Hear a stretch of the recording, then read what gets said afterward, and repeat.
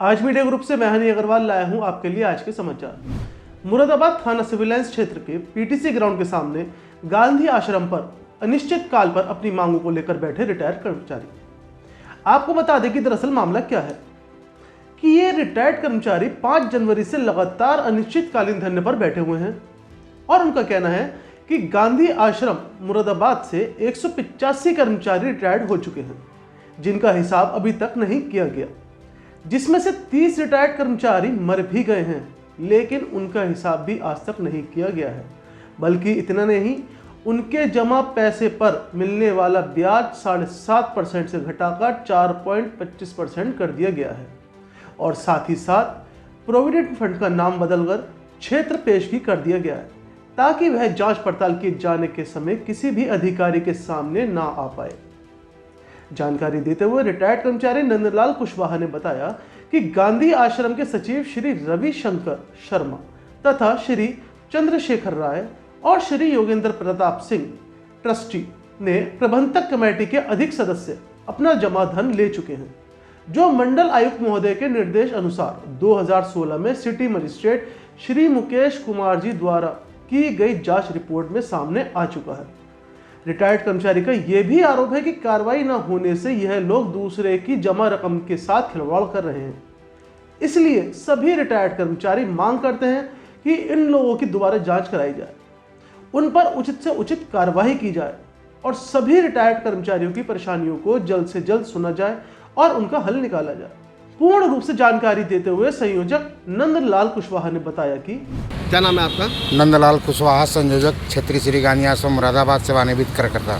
आज ये आप जो कार्यालय गांधी आश्रम के बाहर बैठे हैं, क्या आपका मांगे हैं? क्या हमारी मांगे हैं, 20-22 करोड़ रुपया हम लोगों को बकाया है।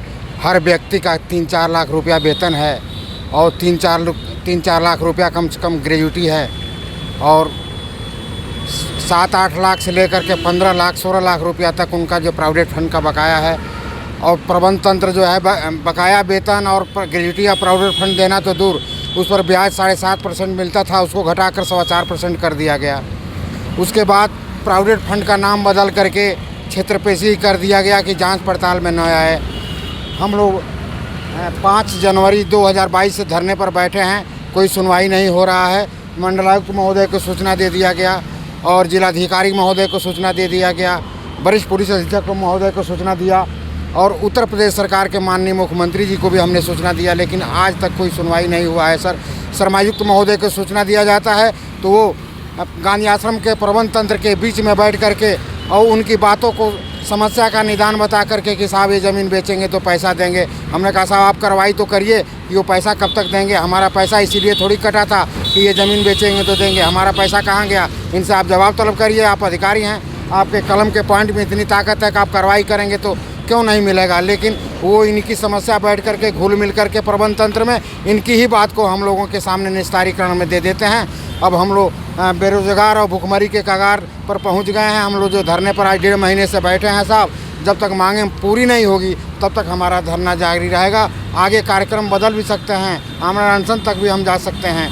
और हमारा यही कहना है कि 6 लाइव मेंबर संस्था के रिटायरमेंट हुए और सबको पुनः रख दिया गया, जिससे कि संस्था को 10-12 लाख रुपए वार्षिक घाटा हो रहा है। इन लोगों के लिए सब कुछ है, MP MLA का जो है सुविधा ये लोग भुगत रहे हैं, ये लोग अपना सारा पैसा ले लिए हैं, हम लोग का कोई पैसा नहीं। ये 6 लोग जो मेंबर हैं वो कौन कौन है, उनका नाम बताएंगे?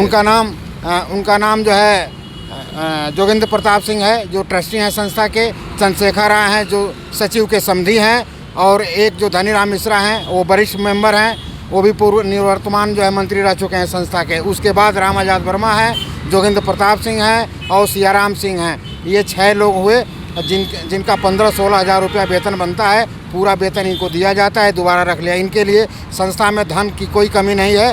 केवल हम सेवानिवृत्त कर्मचारी जो भूखे मर रहे हैं, हम लोग के बाल बच्चों की पढ़ाई लिखाई शादी ब्याह सब अवरुद्ध हुआ है और हम लोग के लिए पैसा नहीं है। और यही आज 20-21 सालों से खोखला वादा किया जाता है कि निष्प्रयोज ज़मीन बेचेंगे तो देंगे। निष्प्रयोज ज़मीन खादी ग्रामोद्योग। हमारी मुख्य मांगे हम लोग का वेतन बकाया ग्रेजुटी और प्राइवेट फंड मिल जाएगा, हम धरना उठा लेंगे सर। और हमारा 7.5% जो ब्याज मिलता था उसको पूर्वतः जैसे कर दिया जाए। शाही जी, जो आप यहाँ जनवरी धरने बैठे हैं जी, तो अब तक आपको तो अधिकारी मिलने आया?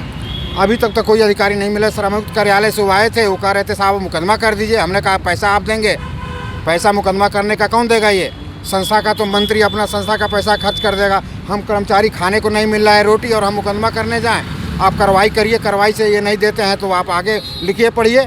लेकिन उन्होंने जो यही दे करके हमारे पास टीके नहीं और यहाँ से चलते बने और निस्तारीकरण दे दिया। आपके धरने को लेकर गांधी आश्रम का कोई अधिकारी, कोई कर्मचारी आपको मिलने आया? हमारे धरने पर कम से कम 10-15 जनवरी को कुछ लोग आए थे, जो मंत्री के तरफ से वो निर्धारण किया गया था कि ये आपसे समझौता करेंगे। हमने कहा समझौता किस बात का? हमें तो भोजन के लिए पैसा चाहिए और आपने जो ब्याज घटाया है वो ब्याज को पूर्वतः 7.5% करिए। हम लोगों का पैसा नहीं मिल रहा है तो ब्याज भी तो मिले कम से कम। लेकिन इन लोगों ने सुनवाई नहीं किया। हमने कहा कि भैया आप लोगों का एक भी पैसा जमा नहीं है, आप लोगों से समझौता हम नहीं करेंगे। जिनका पैसा जमा है वही हमसे समझौता करें। ये उन लोगों से हम कह करके उसके बाद ये लोग आए नहीं, वो लोग चले गए।